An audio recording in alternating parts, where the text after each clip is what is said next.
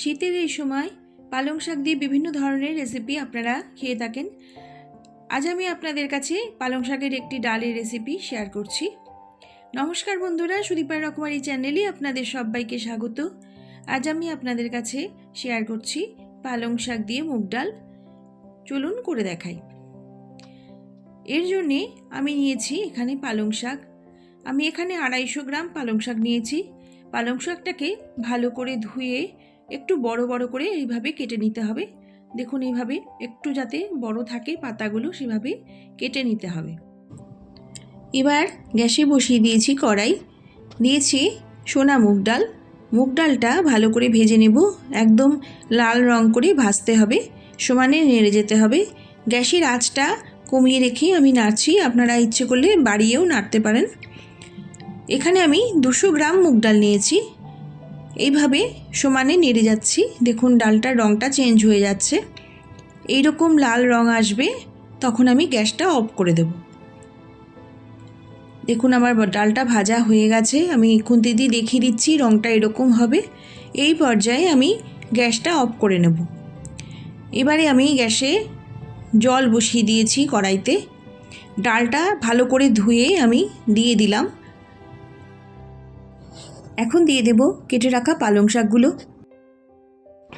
পালং শাকগুলো সবটুকু আমার দেওয়া হয়ে গেছে ডালের মধ্যে। এবার আমি কিছু উপকরণ এর মধ্যে দিয়ে দিচ্ছি। দিয়ে দেব আমি এখানে এখন পরিমাণ মতো হলুদ,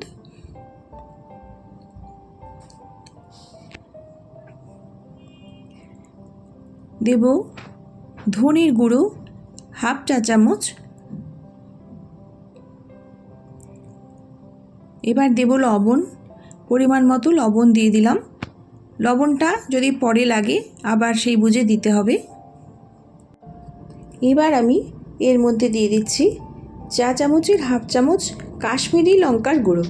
এটা যদি আপনাদের আপত্তি থাকে তাহলে দেবেন না, কিন্তু এই রেসিপিটাতে একটু লঙ্কার গুঁড়ো এইভাবে দিলে খেতে দুর্দান্ত লাগে। এবারে দিলাম 2 চামচের মতো ঘি, দিচ্ছি 3টে চেরা কাঁচা লঙ্কা। সব কিছু এবার আমি সেদ্ধ করে নেব। দেখুন ডালটা সেদ্ধ হয়ে এসেছে। আমি এর মধ্যে আরেকটু জল দিচ্ছি, দিয়ে দিলাম আরেকটু জল। খুব বেশি পাতলা হবে না, একটু ঘনই হবে, সেই বুঝে জলটা দিতে হবে। দেখুন ডালটা আমার এবার সেদ্ধ হয়ে গেছে, এরকমই হবে। এবার আমি গ্যাসটা অফ করে ডালটা নামিয়ে একটি বাসনে রেখে দিচ্ছি। এখন আবার কড়াই বসিয়ে নিয়েছি গ্যাসে, দিয়ে দিচ্ছি ঘি। এই রান্নাটা আমি ঘি দিয়েই করব, এটাতে আমি কোনো তেলের ব্যবহার করব না। ঘিটা গরম হয়ে গেলে আমি এর মধ্যে দিলাম 3টে তেজপাতা, 3টে শুকনো লঙ্কা, শুকনো লঙ্কাটা আস্তই দিলাম। দেব গোটা জিরে, হাফ চামচ গোটা জিরে দিয়ে দিলাম। এখন আমি এর মধ্যে আরেকটি উপকরণ দেব, যেটি দিলে এই রান্নার টেস্টটাই কিন্তু দ্বিগুণ হয়ে যাবে।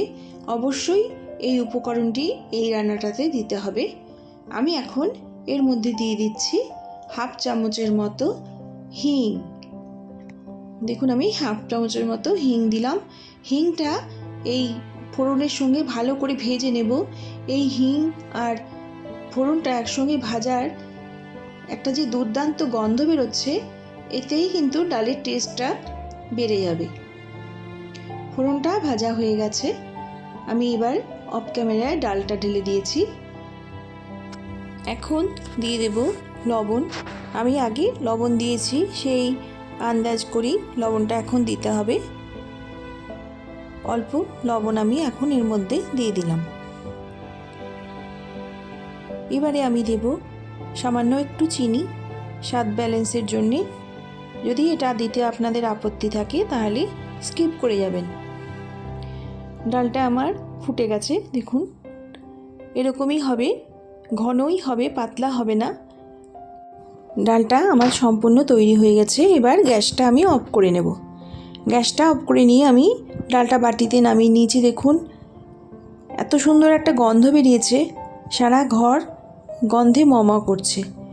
এইভাবেই মুগ ডাল পালং শাক দিয়ে আপনারা করে খেয়ে দেখবেন বন্ধুরা। এখন আমি এই ডালের মধ্যে আরেকটি উপকরণ দেব, যেটা আমি এখনও দিইনি, এখন দিতে হবে। আমি একটা পাতিলেবু রস করে নিয়েছি, সেই পাতিলেবুর রসটা আমি দিয়ে দিলাম।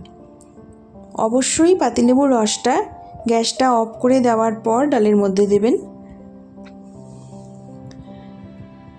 লেবুর রসটা দিয়ে ডালটা ভালো করে আমি নেড়ে নিচ্ছি। ডালটা আমার সম্পূর্ণ রেডি। এবার আমি সার্ভ করে নেব। এইভাবে মুগ ডাল দিয়ে পালং শাক আপনারা করে খেয়ে দেখবেন। বাজারে এখন প্রচুর পালং শাক, শীতের এই পালং শাকের টেস্টই আলাদা। এই সময় আপনারা যদি এইভাবে মুগ ডাল দিয়ে একবার পালং শাক করে খেয়ে দেখতে পারেন, দেখবেন দুর্দান্ত লাগবে। বাড়িতেই বড় থেকে ছোট সবাই খুব আনন্দ করে খাবে। যারা মুগ ডাল খেতে চায় না তারাও এইভাবে করলে মুগ ডাল খেয়ে নেবে।